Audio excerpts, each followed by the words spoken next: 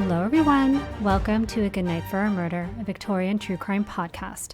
My name is Kim, and tonight's story takes us to the countryside of France where unspeakable things were said to have taken place at a quaint roadside inn.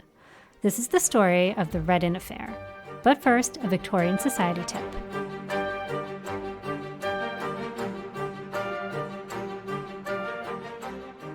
I couldn't release an episode on July 3rd and let it go by without talking about how Victorian-era Americans celebrated Independence Day.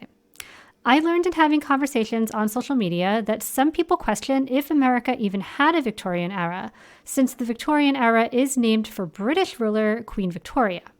But most colonists of America were British, and they did bring their Victorian ideals, social standards, styles of architecture, arts, furniture, and so on with them.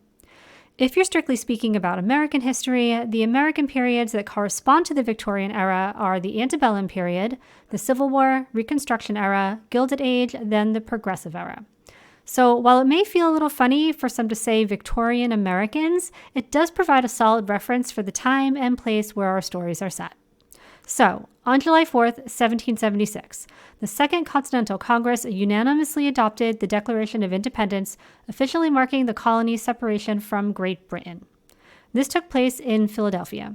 1 year later, Congress was adjourned early, and everyone went out into the streets to celebrate with bonfires, bells, and fireworks. The celebrations simply spread from there. Independence Day was formally established as a national holiday in 1870, and it was reaffirmed as a paid holiday for federal employees in 1938. Here are some ways Victorian-era Americans celebrated Independence Day. One early tradition was attending speeches from prominent local figures. In a 1938 interview, one woman recounted a 4th of July tradition from her town in the 1870s that went, "Just before lunch, and we'd always hold up lunch for an hour, some senator or lawyer would speak. And these speeches always had one pattern. First, the speaker would challenge England to a fight and berate the king and say that he was a skunk. This was known as twisting the lion's tail. Then, the next theme was that anyone could find freedom and liberty on our shores. The speaker would invite those who were heavy laden in other lands to come and find peace. The speeches were pretty fiery, and by that time the men who drank got into fights and called each other Englishmen. In the afternoon, we had what we called the plug uglies, funny floats and clowns who took off on political subjects of the day. The 4th was the day of the year that really counted then. Christmas wasn't much, a church tree or something, but no one twisted the lion's tail. Often the Declaration of Independence was read as well. As mentioned in that interview, they also held parades with floats and military drill and dress. Many public picnics were held where people could hear music or attend balls. The sport of baseball was also enjoyed. People would decorate with bunting and flags and take part in a lot of activities that sound a lot like what we still do at county fairs today. These included bicycle, horse, and foot races, a greased pole climbing competition, a greased pig chasing competition, and I even found a picture from a 4th of July cutest baby contest. Finally, just like today, Victorians would put on firework displays. Since the early 1800s, Chinese people had been immigrating to America who have a long history of using fireworks. Americans were, of course, dazzled by the colorful, noisy displays and immediately integrated the use of fireworks into our celebrations. One ad from the Reading Times in Reading, Pennsylvania, circled July 1899 reads, "The 4th of July fireworks will be right up to date. There will be Klondike fountains, X-ray photographs, Old Harry's visiting cards, and money to burn." These are all names of fireworks, of course. There are a few traditions, though, that have fallen by the wayside, and I imagine for good reason.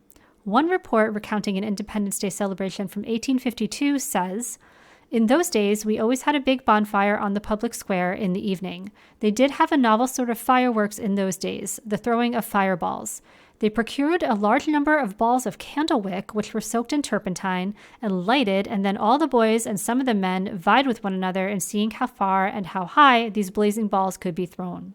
It took an expert to pick up a ball and throw it quickly enough to avoid being burned and blistered by the blazing fireballs." Another source describes the celebratory custom of firing of the anvil. You heard me right, anvils, those heavy metal blocks you see metal workers striking molten metal against. They would fire them into the air. The source describes the process as follows. Anvils ranged in size from 10 pounds to 800 pounds, but the ones fired in early 4th of July celebrations weighed approximately 100 pounds. These instruments were made of either wrought or cast iron with steel faces. The bases, in the shape of a square, were hollow. Black powder in varying amounts was placed into the bottom of the anvil on the ground. A piece of dampened cardboard was then placed over the powder snugly, leaving just a small opening at the squared end of the anvil. The opening was lined up directly over the opening in the cardboard. Another anvil was placed on top of the original anvil crosswise. The black powder was then poured into the hole. A blacksmith would heat a long, thin iron rod until it was red hot and subsequently apply it to the powder. What followed was a deafening roar that shook the ground and caused the top anvil to sail into the air. As anvils were particularly indestructible, the process could be repeated over and over again. What fun. My friends, if you're celebrating this year, stay safe, please don't fire any anvils, and have a happy 4th of July.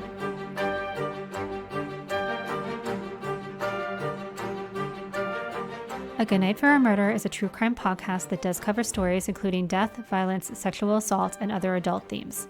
Please take care while listening.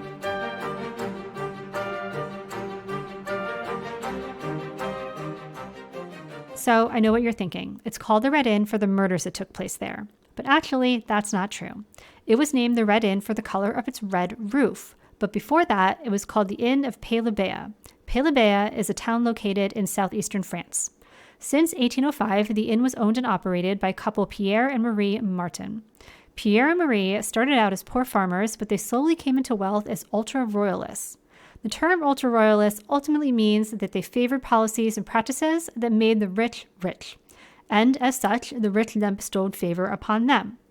Pierre was described as a paid henchman of the local nobility. He had often assisted nobles returning from exile to recover their land from farmers as cheaply as possible. Sort of like a reverse Robin Hood. He was generally feared by the peasant community and was overall considered a bully. His wife Marie was in lockstep with her husband's behavior, and it was noted that at one point she had aided in the hiding of a refractory priest. What is a refractory priest? So, during the French Revolution, those trying to reform the French government demanded that all members of the clergy swear an oath of loyalty above all others to them, even above the Pope. Those who refused the oath were known as refractory priests. When Marie participated in concealing one of these priests, this earned her points with the monarchy and their supporters. In October of 1831, a local horse dealer named Jean-Antoine Enjolras visited the Martins' Inn looking for a cow that had gone missing. It sounds like the Martins received him hospitably as they served him a few rounds of drinks followed by a cup of herbal tea before he left. A few days later, though, Enjolras was reported missing. The local magistrate opened an investigation, and on October 25th, he questioned the residents of the Martins' Inn. The next day, Enjolras' body was found on the banks of the Allier River a few miles from the inn. His skull had been smashed in, and one of his knees had been crushed. By November 1st, Pierre Martin and his nephew André Martin were under arrest. The following day, officials arrested the Martins' servant, Jean Rocher. Marie's involvement was pretty obvious from the get-go, though she wasn't arrested until later when it was undeniable that she had likely played a part in the matter. The reason for the delay was because no one in 1830s France really believed that a woman was capable of such crimes. The trial will begin on June 18, 1833, and was referred to as the trial of the Four Monsters. The supposed motive was robbery. A man named Laurent Chaz, who was described as a beggar, had been staying at the inn, but on the night in question, he was unable to pay for his bed and had been tossed out by the Martins.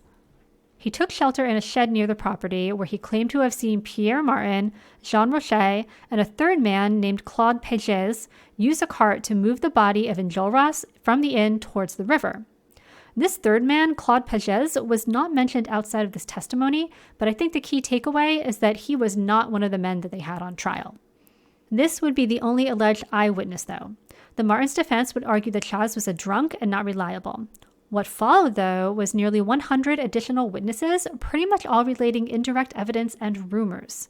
Remember all of those peasants that Pierre Martin had bullied? Well, here they are, lining up to have their day in court. Bad news for the Martins is that at the time, the Napoleonic Code did permit hearsay evidence, and those peasants had heard a lot of hearsay about what went on at Pierre Marie Martin's inn. Witness after witness stepped to the bench to relate that actually the Martins did away with people all of the time at their inn. They claimed that nearly 50 guests had likely been robbed or murdered there. The most sensational claims stated that unfortunate patrons would be knocked unconscious or have poison forced down their throats in their sleep, after which they would be robbed and then burned in the oven. Many recounted often seeing foul black smoke emitting from the inn's chimneys. More claims said the Marie would first use the best bits of the corpses to make pâtés and stews and then serve them to other customers. And several farmers claimed to have seen human hands simmering in cooking pots. Possibly one of the biggest blows to the Martins' case, though, was that the lawyer for their servant, Rocher, did not even try to argue his innocence. His entire case centered on shifting blame to Pierre and Marie. Whatever Rocher had done was clearly under the force of his masters. The trial lasted 7 days, and in the end, André Martin was acquitted, but Pierre Martin, Marie Martin, and Jean Rocher were found guilty of the murder of Jean-Antoine Enjolras, and all three were sentenced to death. Their appeal was rejected, as was their plea for clemency to the king. Their execution day was set for October 2nd, 1833. A guillotine was set up in front of the inn where the crime was said to have occurred. A crowd of nearly 30,000 gathered where, just prior to the blade falling for Rocher, he reportedly cried out, "Cursed masters, what have you not made me do?" which led many to call into question that perhaps the rumors about the Martins were true. Now, were the rumors actually true, though? A 1996 re-examination of the case has raised further doubts of any of the rumors, but also of the crime of which they were convicted. Some view the verdict as a miscarriage of justice, relating that they could uncover no real evidence that Enjolras was actually even murdered. They say it cannot be ruled out that Enjolras died of natural causes. Other explanations include that he may have died in a drunken accident or from a heart attack brought on by his drinking that day. Moreover, the sole eyewitness, Laurent Chaz, was not a native French speaker and was permitted to give testimony in his own language. It's been argued that his testimony was translated in such a way that framed the Martins as guilty. Some believe the court and the town set out to make an example of the Martins, of which they succeeded. Others since then have validated the case's findings and affirmed the Martins' guilt. What became of the infamous inn, though? At some point, it was renamed to the Red Inn for the color of its roof, remember, not the murders. But I was pleased to find out that the historic inn still stands today, and you can book a room there. They also have added a space that is staged with furniture and decor from the 1830s, of which they offer tours. There's also a restaurant and a gas station next door. I'll be sure to provide you all the links you might need to plan your trip in the episode blog. The events of the Red Inn have inspired 2 movies, the first being the 1951 comedy The Red Inn, where a group of travelers, including a monk, stay in a lonely inn in the mountains. The host confesses the monk his habit of serving a soporific soup to the guests, to rob their possessions and bury them in the backyard. The story unfolds as the monk tries to save the guests' lives without violating the holy secrecy of confession. The second is a 2007 remake of the film, also a comedy, with a similar plotline that goes, in the 19th century Pyrenees, a stagecoach stops for the night at an isolated inn run by a couple of murderous thieves. The husband wants to kill and rob them all, but one of them is a priest whom the wife refuses to see harmed. I'm curious to know what you think, though. Do you think the Martins were guilty of all those heinous acts of which they were accused? There were over 100 claims made against them, after all. Or do you think the townspeople just made all of those up? Do you even think they were guilty of the one murder they were convicted of? If you head over to Instagram, TikTok, or YouTube at A Good Night for a Murder, you can let me know there. I've posted some photos of the inn, now and then, death masks of all 3 of the convicts, and more. You can also see the photos and source links for this episode on the episode blog on my website at agoodnightforamurder.com. While you're on the website, you can sign up for the Good Night for a Murder newsletter. Each month I send an episode roundup, reveal of next month's episodes, and other goodies like extra Victorian Society tips, book recommendations, and more. The bonus content for housekeeper and butler tier patrons for this episode covers another story that takes place in the mid-19th century in France. Whereas the Martins may not have murdered anyone, the subject of the bonus content story certainly did, as a serial poisoner with upwards of possibly 30-plus victims. Listen through the outro music to hear a short preview of this Patreon bonus content. To subscribe to the Patreon and learn more about the podcast, you can visit agoodnightforamurder.com. Also follow me on Instagram, TikTok, or YouTube at A Good Night for a Murder. Please rate and review and share with friends. Thank you for listening, and I will talk to you again soon.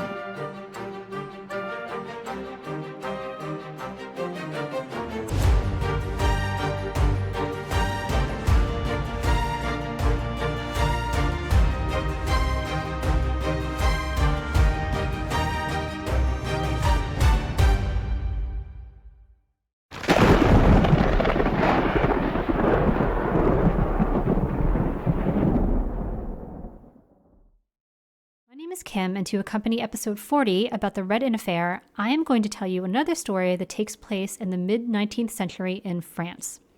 Whereas the Martins may not have murdered anyone, the subject of this story certainly did, as a serial poisoner with upwards of possibly 30-plus victims. This is the story of Helene Jagado. Helene was born in 1803 in Plouinac near Lorient in Brittany in the northwest of France. She had at least one sister named Anne. When she was 7, her mother died, and Helene and her sister were sent to work with their 2 aunts as servants at the rectory of Burberry. A rectory is a housing provided for a priest or minister to live in. All seemed to go well here for about 10 years or so. After that, Helene accompanied one of her aunts to work in Siglian, where she served as the cook for the parish priest. During her time here, an incident occurred where she was accused of adding hemp to the priest's soup. Used in this manner, it doesn't seem like it would have drugged him or gotten him high, but it probably gave him a tummy ache and made him a little sick. She stayed on here for about 6 years before going to work for a different priest, Father Francois Ledrogo, in the nearby village of Gurn in the year 1833. During the span of 3 months' time between June 28th and October 3rd, 7 members of the household died suddenly. This included 3 members of the household staff, the priest himself, his aged mother and father, and Helene's own sister Anne, who had been visiting. Sounds suspicious, right? Well, Helene herself seemed grief-stricken, so nothing was suspected of her. Plus, these events occurred on the heels of a cholera epidemic in 1832. Helene then traveled back to Burberry to replace her sister. Bad fortune seemed to have followed Helene there, though, as after her arrival, that household suffered the deaths of 3 people over the course of the next 3 months, one being her other aunt.